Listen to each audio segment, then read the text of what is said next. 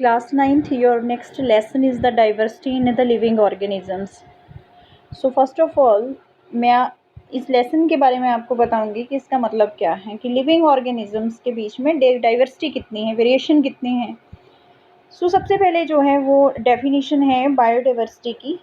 ठीक है, बायोडाइवर्सिटी क्या होता है कि धरती के ऊपर जितनी भी लाइफ फॉर्म्स हैं उनके बीच में क्या वेराइटी है, उनकी वेराइटी क्या है. Variety of life forms exist on the earth. Biodiversity maintains the ecological balance on the earth. Biodiversity जो है वो मेंटेन करके रखती है इकोलॉजिकल बैलेंस को धरती के ऊपर. Preventing species extinctions is one way to preserve biodiversity. कह रहा है कि जो धरती के ऊपर जो स्पीशीज एक्सटिंक्ट हो रही हैं उनको बचाने के लिए जो है वो बायोडाइवर्सिटी ज़रूरी है. सो इकोलॉजिकल बैलेंस कैसे बनता है, जैसे एक फूड चेन की हेल्प से समझाया है कि इकोलॉजिकल बैलेंस कैसे बनता है. ठीक है, घास है, घास को गोट खा लेती है, गोट को जैकल खा रहा है, जैकल को लॉइन खा रहा है. ठीक है, लॉइन जो है रैबिट को भी खा रहा है. तो इस तरह से जो है एक इकोलॉजिकल बैलेंस बना हुआ है. लॉइन है, लॉइन की क्या हो जाएगी, डेथ हो जाएगी. ठीक है, then if rabbit is missing, अगर इस सभी फूड चेन में से अगर रैबिट मिस हो जाएगा, ठीक है, अगर रैबिट मिस हो गया तो लॉइन बढ़ जाएंगे. ठीक है, लॉइन बढ़ जाएंगे. ठीक, और इसमें जो है वो पूरी फूड चेन जो है वो डिस्टर्ब हो जाएगी. तो कह रहा है if rabbit is missing it disturbs the ecological balance. तो ये डिस्टर्ब करेगा किसको, इकोलॉजिकल बैलेंस को. Next, classification of living organisms. Classifying living organisms into groups. कह रहे कि लिविंग ऑर्गेनिजम्स को ग्रुप्स में क्लासीफाई करने के लिए based on certain set of characteristics. इसमें कुछ करेक्टरिस्टिक्स लेनी है हमने. अगर हमने लिविंग ऑर्गेनिजम्स को क्लासीफाई करना है तो क्या क्या करेक्टरिस्टिक्स होनी चाहिए. सबसे पहले फीचर्स, दूसरा उसमें यूनिक क्वालिटी क्या है बिलोंगिंग टू पार्टिकुलर ऑर्गेनिज्म. एक क्वेश्चन आएगा आपको एनसीईआरटी का पहला, why do we classify organism. क्यों जो है हम क्लासीफाई करते हैं ऑर्गेनिजम्स को. पहला option, because it is easier to identify और स्टडी द थिंग्स. क्योंकि इससे जो है ईजियर हो जाएगा थिंग्स को स्टडी करना, आइडेंटिफाई करना. देन उसके बाद it is not possible to study about each existing living organism in detail. कह रहा है कि ये पॉसिबल नहीं होता है सभी एग्जिस्टिंग लिविंग ऑर्गेनिजम्स को डिटेल में स्टडी करना. Then classifying organisms into groups make it easier to know different life forms. Organisms को क्लासीफाई करना ग्रुप्स में, ठीक है, ईजियर हो जाता है उनके लाइफ फॉर्म्स को स्टडी करना. Classification helps us to understand the evolution of the forms to a large extent. Classification help करता है लाइफ फॉर्म्स के एवोल्यूशन के लिए, यानी कि लाइफ फॉर्म्स जो है वो कितनी इवॉल्व हुई हैं लार्ज एक्सटेंट तक, उसको अंडरस्टैंड करने के लिए. देन उसके बाद scientific naming of an organism is based on classification. कह रहे कि जो साइंटिफिक नेमिंग है ऑर्गेनिजम्स की वो क्लासिफिकेशन के बेस्ड हैं. देन उसके बाद है बेसिस ऑफ क्लासिफिकेशन. क्लासिफिकेशन आप कर तो लोगे पर बेस क्या लोगे, यानी कि लिविंग ऑर्गेनिजम्स को आपके पास 100 इंडिविजुअल्स हैं, 100 इंडिविजुअल्स हैं, तो 100 इंडिविजुअल्स को आपने अलग अलग कैटेगरी में रखना है. तो आप सबसे पहले क्या देखोगे, साइज़ देखोगे.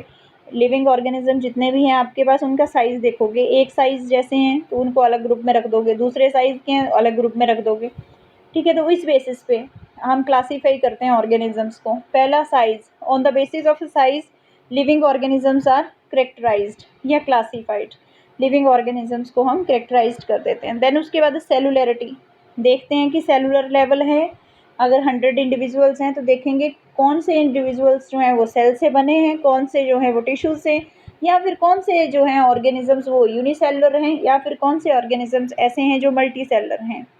तो on the basis of cellularity unicellular and multicellular organisms are classified. यहाँ पे मल्टी सेलुलर लिख लेना. देन उसके बाद है habitat. On the basis of habitat organisms are classified. Habitat के बेसिस पे ऑर्गेनिजम्स को क्लासीफाइड किया जाता है. देन उसके बाद है body organization. On the basis of body organization organisms are classified. कह रहा है कि बॉडी ऑर्गेनाइजेशन के बेसिस पे ऑर्गेनिजम्स को जो है वो क्लासीफाइड किया जाता है, जैसे कि सेल से टिश्यूज़ बनना, ठीक है, देन सेल से टिश्यूज़ बनना, टिश्यू से ऑर्गन्स बनना, ऑर्गन से organ system, then organism, right.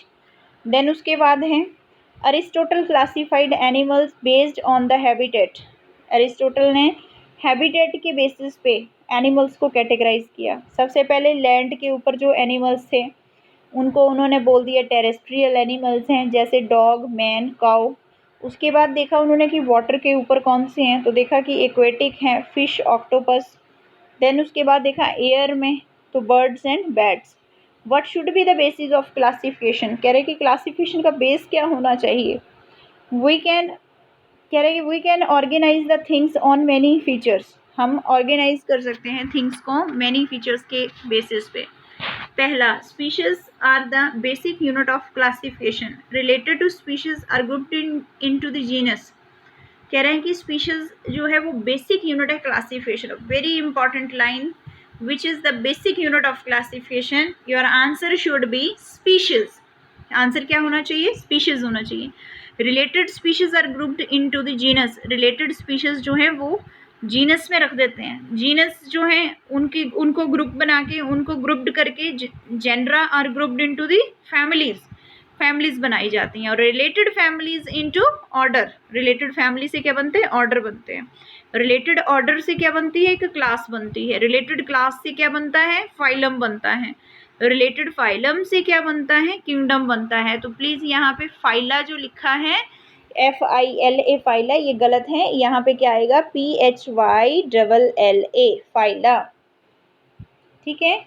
Then उसके बाद है नेक्स्ट, यहाँ पे मैंने आपको अभी जो पिछली 2-3 लाइंस बताई, सबसे पहले मैंने बताया कि स्पीशीज़ होती हैं, ठीक है, स्पीशीज़ होती हैं, स्पीशीज़ होती हैं। स्पीशीज़ मिलके जो है वो जीनस को बनाती हैं, जीनस मिलके फैमिलीज़ को बनाते हैं, फैमिलीज़ मिलके ऑर्डर्स को क्रिएट करती है, ऑर्डर मिलके क्लास बनाती है, क्लास मिलके फाइलम बनाती है, फाइलम मिलके जो है वो किंगडम बनाता है, ठीक है। तो फाइलम जो है वो हम लिखते हैं यहाँ पे एनिमल्स के लिए, और डिवीज़न लिखते हैं प्लांट्स के लिए। तो स्पीशीज़, बहुत सारी स्पीशीज़ मिलके जीनस को बनाती हैं, बहुत सारे जीनस मिलके फैमिलीज़ को बनाते हैं, बहुत सारी फैमिलीज़ मिलके ऑर्डर को बनाती हैं, और बहुत सारे ऑर्डर मिलके क्लास को बनाते हैं, और बहुत सारे क्लास मिलके फाइलम और डिवीज़न को बनाते हैं, और बहुत सारे फाइलम और डिवीज़न मिलके किंगडम। तो इसका मतलब किंगडम जो है वो सबसे बड़ा है, ठीक है। किंगडम जो है वो क्या है, सबसे बड़ा है, किंगडम सबसे बड़ा है, फाइलम उससे छोटा है, क्लास उससे छोटी है, ऑर्डर उससे छोटा है, फैमिली उससे छोटी है, जीनस उससे छोटा है, और स्पीशीज़ तो सबसे छोटी है। तो इसका मतलब क्या हुआ, species is the smallest unit of classification. Species क्या है, एक स्मॉलेस्ट यूनिट हुआ क्लासिफिकेशन का, ये स्पीशीज़। अब इसमें एक ट्रिक याद रखनी है आपने, ठीक है, क्या है, देखिए सुनिए ध्यान से। के से याद रखना कीप, के से याद रखना कीप।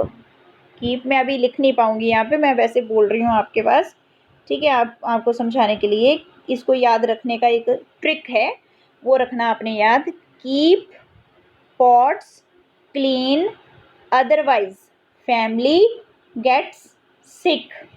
क्या बोला मैंने, keep pots clean, otherwise family gets sick. हो जाएगा बेटा याद। क्लासिफिकेशन करने का सबसे बेस्ट तरीका है, ट्रिक को याद रखें। देन उसके बाद मैंगो है, एक प्लांट है, मैंगो प्लांट है, उसकी क्लासिफिकेशन करनी है, ठीक है। तो क्लासिफिकेशन कैसे करेंगे, पहले मैंगो जो प्लांट है इसकी स्पीशीज़ को लिखना है, ठीक है। सबसे पहले वही लिख लो, keep pot clean, otherwise family get sick, यानी के से किंगडम, पॉट से फाइलम, ठीक है, कीप पॉट सी, क्लीन से क्लास, देन ऑर्डर। तो याद रखना आपने, kingdom, phylum, class, order, family, genus, species. हो जाएगा याद, ठीक है। देन अब इसके मैंगो में हम स्पीशीज़ के बारे में लिखेंगे। स्पीशीज़ कौन सी है, इंडिका, ठीक है। जीनस कौन सा है, मैंगीफेरा। फैमिली कौन सी है, एनाकार्डियेसी। ऑर्डर कौन सा है, ऑर्डर कौन सा है, सेपिनडेल्स। क्लास कौन सी है, यूडाइकॉट्स। फाइलम कौन सा है, एंजियोस्पर्म्स। किंगडम कौन सा है, प्लांटे। यहाँ तक सभी बच्चे जो है वो अच्छे से लर्न करें। Thank you.